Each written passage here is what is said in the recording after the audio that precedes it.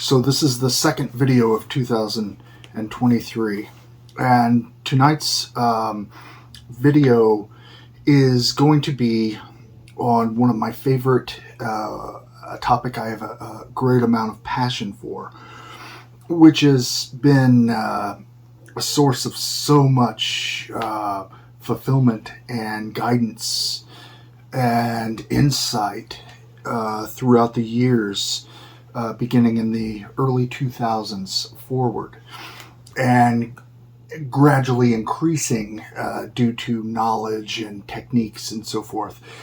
And that is what are called the SEBITTI, or the udug-hul, which is found in the Babylonian grimoire, my work SEBITTI, Mesopotamian magic and demonology.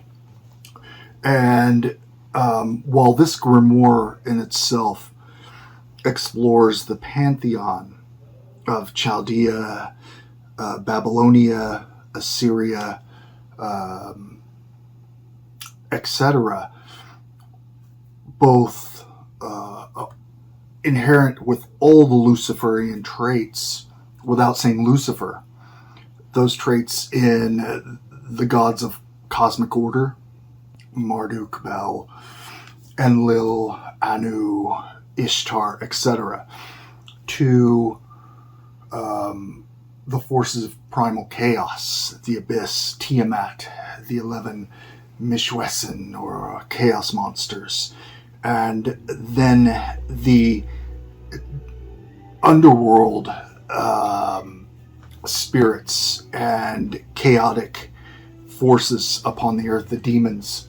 And one that I was drawn to early on, which was probably considering to be, if you read these, are very potentially dangerous. But the SEBITTI, the udug-hul, I felt a natural attraction to. Like, it was for me. And the more I studied, going back to the 600 BC Ashurbanipal, the Assyrian monarch who had a library in Nineveh. And in this library are the udug-hul tablets, which are magical formulas and kind of myths in magical rituals of exorcism and so forth. I studied these and all the traits and chaotic aspects of nature and the primal, the theomorphic of the udug-hul, or gidam-hul, or utuku, however you call them. There are they're basically deities without any cosmic role. They're forces of chaos. They're vampiric in nature, they're consuming, they're possessing, and there are 7. And the number 7 plays a significant role in Chaldean and Babylonian magic.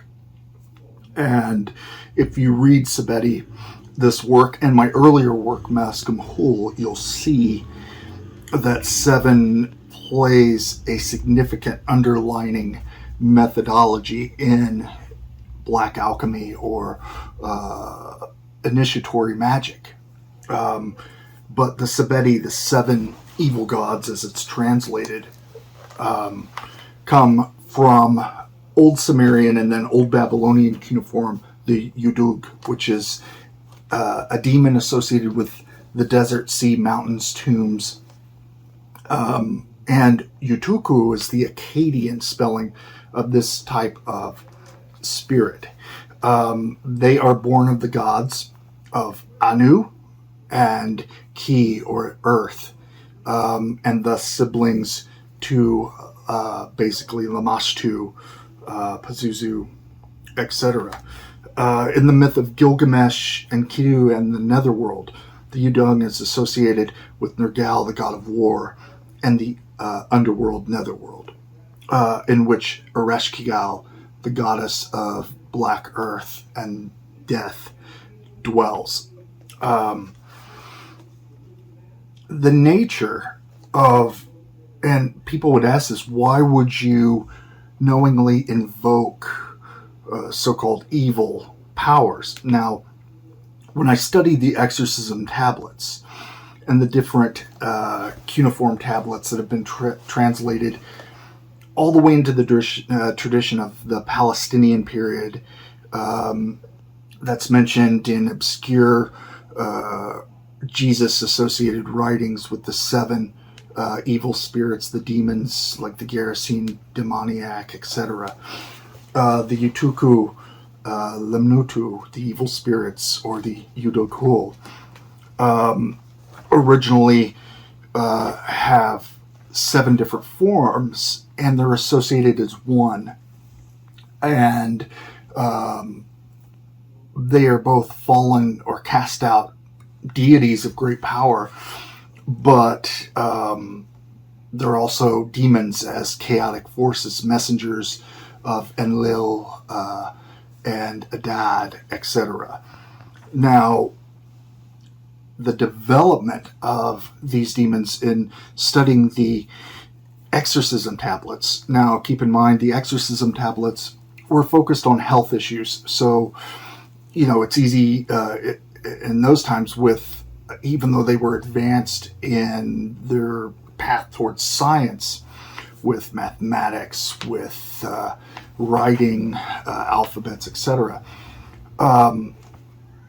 There's still a fuzzy area between what demonic presence is associated with illness and what is a force of nature or a spiritual, instinctual, beast-like aspect of our shadow selves, our night side selves. What I decided to do was take the 7, so take those exorcisms and change them, transform them into being invocations, to call them within. Not for destructive aspects, but in the ordeals of invoking these etheric or air-associated spirits, it's continual emotional inspiration, challenge, horror, terror, and strength and power. And it aligned and inspired my intuitive work with the night side by dream projection, by kind of opening my intuition up into kind of understanding energies around me, how to change energies, etc. So the 7 udug-hul, known in the Neo-Assyrian period also as the Pleiades gods in by the kings of Sennacherib, Tiglath-Pileser III, etc. The SEBITTI were 7 anthropomorphic, depicted as 7 deities who were warlike and bloodthirsty, but they appeared as humans. But in all of the other magical lore and tablets of the Utuku, the beginning with the tale of Era or Nergal and the 7, the SEBITTI are formless, ever-changing, having dragon, serpent, wolf, leopard, lion type forms that are ever shaping. This aspect is very primal and chaotic in itself. So you have to have a understanding of how to command energy, transform that energy, consume it, and seeing it through. Honoring the Utuku or udug-hul as well is something which there's a balance to this. And this goes into SEBITTI in the descriptions, but also their traits. So to give you a rundown, and this is a quote, the evil udug-hul demons are spawned from the seed of Anu, the union of Anu heavens and Ki earth, spawned the 7 udug-hul.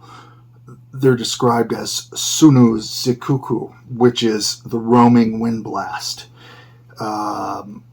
having that storm, chaos, kind of control over weather and conflict, chaos, much like Pazuzu and Lamashtu to some extent. Also the element of air and the astral plane. And in all of the udug-hul exorcisms, which describe these beautiful demonic deities, in so many ways, they can be banished, but they can never be removed. They are eternal, ever-flowing, ever-moving, ever-consuming. They're said to being tall in stature, hostile in appearance, and being as a black shadow, no light from the manifestations of their body, which appears in the imagination. It's not a physical manifestation. The Utuku dwell in hidden or desolate places. From their talons, poison drips. They used in ancient times ravaging crops and traveling as scorching windstorms, much like Lilith and Pazuzu. The demons were described as devouring flesh and drinking blood ceaselessly, draining physical health as well. They're composite or zoomorphic or therionic demonic spirits who, much like the medieval demons, have horrific and terrible forms. They also have melamu, or demonic, divine, terrible radiance and its presence, atmosphere, energy. And so in the process of evoking them, you go through the grimoire and kind of understand the methodology in how they are called within and how you work with them consistently. This Book of Shadows, as you can see here, contains, the writings, the construction of rituals before I actually type them, as their means of practicing my invocations. So with this, with the circle of Anu and Ki on the left side with my consecrated blood, and there the incantation of the udug-hul. And this incorporates a kind of methodical, rhythmic type of chanting. It's long in nature, but it's for specific early workings and so forth. It calls to envenoming and illuminating with terror my own daemon, to become a mask and to wear the mask of the SEBITTI. One of the incantations of the sevenfold heavens and earth, summoning the power of Anu and Ki. And I utilize, which I've used for years, this crystal and the 6 skulls and the head of Pazuzu with the eye of the adversary, or the spiritual eye. These as a sort of bead. The Anu and Ki ritual, very simple. You're holding an athame and you vibrate the name of Anu 7 times. And this is just to clear and focus all between heaven, the sky, and earth. And it's also the unity which gives birth, a rebirth in abyssic chaos, if you will, in the imagination between the seen and unseen. Your transformation, at least in your mind's eye, into the SEBITTI or udug-hul, and on and ki are vibrated each time with an invocation where you envision what you're actually doing. Then there's an invocation to the 7 gods and 7 heavens, 7 evil gods and 7 earths. And this associates and names the udug-hul, Allah-hul, Giddim-hul, Gala-hul, Dingur-hul, Maskum-hul.